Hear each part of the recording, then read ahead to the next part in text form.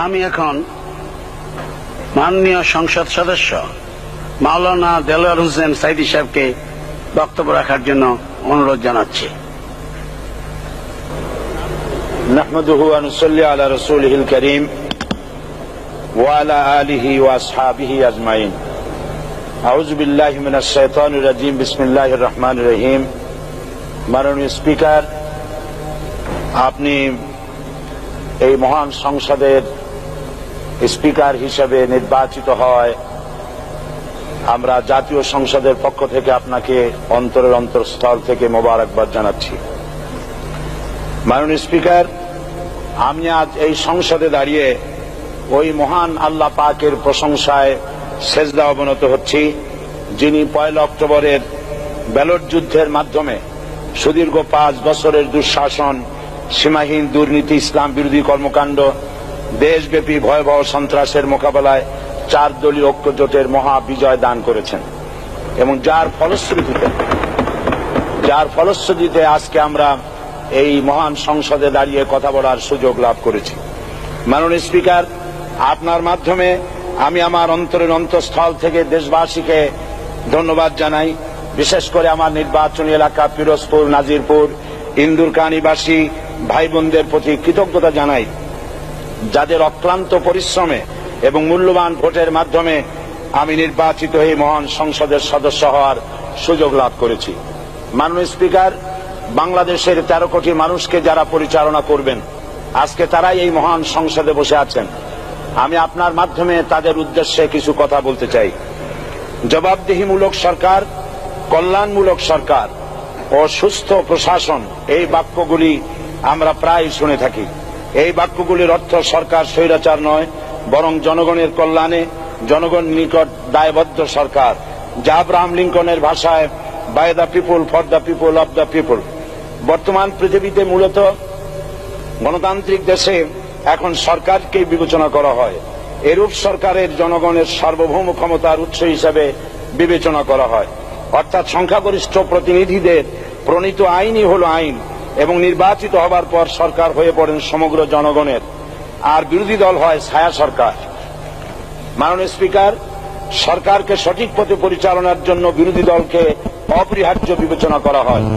বর্তমান গণতান্ত্রিক চেতনা বেশি পুরনো নয়, মানুষ মূলত রাজতান্ত্রিক স্বৈর শাসনের সাথেই বেশি পরিচিত। বস্তুত বর্তমান পৃথিবীতে গণতান্ত্রিক শাসন ব্যবস্থায় জবাবদিহিমূলক, কল্যাণমূলক, স্বচ্ছ প্রশাসনের যে কথাবার্তা আমরা শুনতে পাই, এর প্রথম উপস্থাপক হলেন বিশ্বনবী হযরত মুহাম্মদ রাসূলুল্লাহ সাল্লাল্লাহু আলাইহি ওয়াসাল্লাম।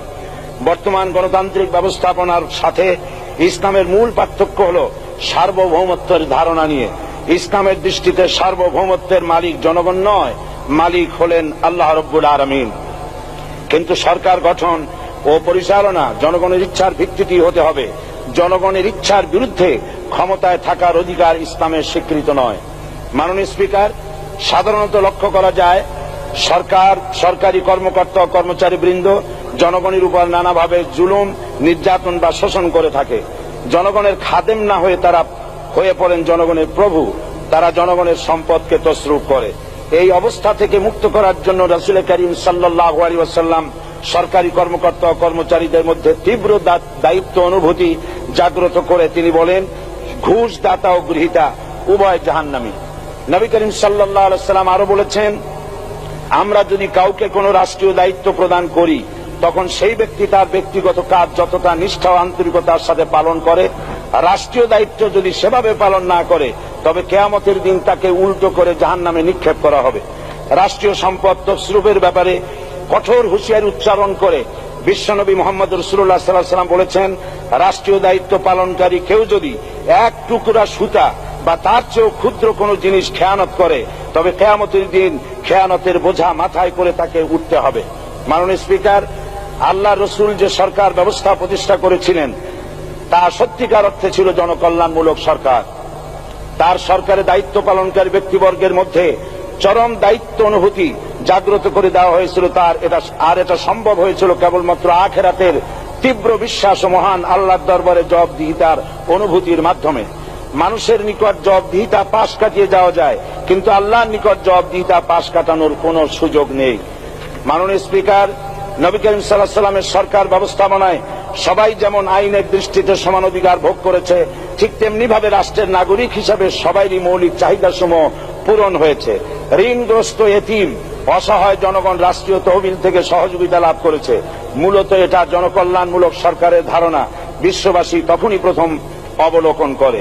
মাননীয় স্পিকার, নবী করিম সাল্লাল্লাহু আলাইহি সাল্লাম সরকারি কর্মকর্তাদের বিরুদ্ধে কোনো অভিযোগ পেলে তখনই ব্যবস্থা গ্রহণ করতেন। আইনের চোখে সবাই সমান এবং এ কারণেই শাসকদের আত্মীয় স্বজন কারো পক্ষে সম্ভব ছিল না জনগণের উপরে জুলুম করা। খলিফা ওমর রাদিয়াল্লাহু তাআলা আনহুর এক ছেলে অপরাধী প্রমাণিত হলে সে দণ্ডভোগ থেকে রেহাই পায়নি, এমনকি এতে তার মৃত্যুদণ্ড হয়েছিল। আবার খলিফা নিজেকে আইনের ঊর্ধ্বে মনে করতেন না, তাই বর্ম চুরির ঘটনা আলী রাদিয়াল্লাহু তাআলা আনহু কাজীর দরবারে সাধারণ ফরিয়াদির মতো উপস্থিত হন। নিজের ছেলে ও চাকরের সাক্ষী যথেষ্ট না হয় কাজী খলিফার বিপক্ষে রায় দেন। এখানে বিচার বিভাগ ছিল সম্পূর্ণ স্বাধীন এবং শাসন বিভাগের নিকট তার কোনো দায়বদ্ধতা ছিল না। মাননীয় স্পিকার, এসব হলো ইতিহাস। মুসলমান আজ অনুসরণ করতে চায় না তাদের অতীতের গৌরবোজ্জ্বল কর্মপদ্ধতিকে।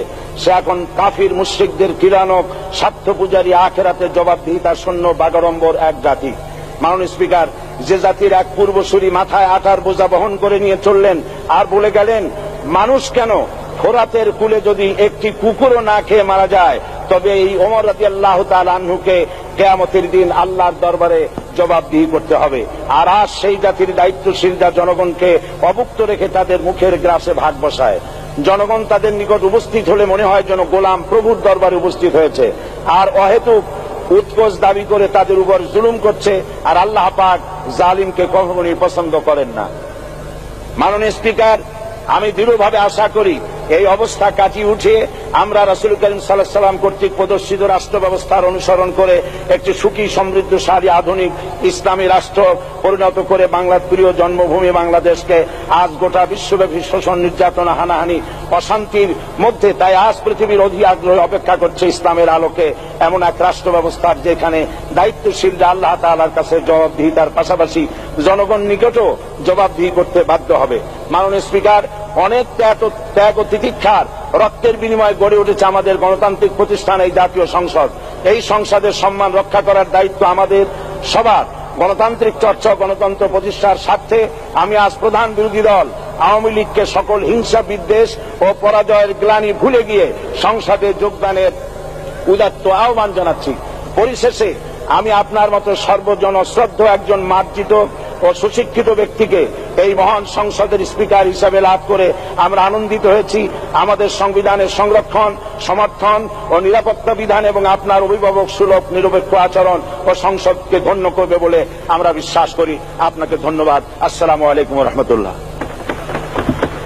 মাননীয় সদস্য মাওলানা দেলোয়ার হোসেন সাঈদী সাহেবকে আপনার তথ্যপূর্ণ ইসলামিক মূল্যবোধ সহ মূল্যবান বক্তব্যের জন্য ধন্যবাদ।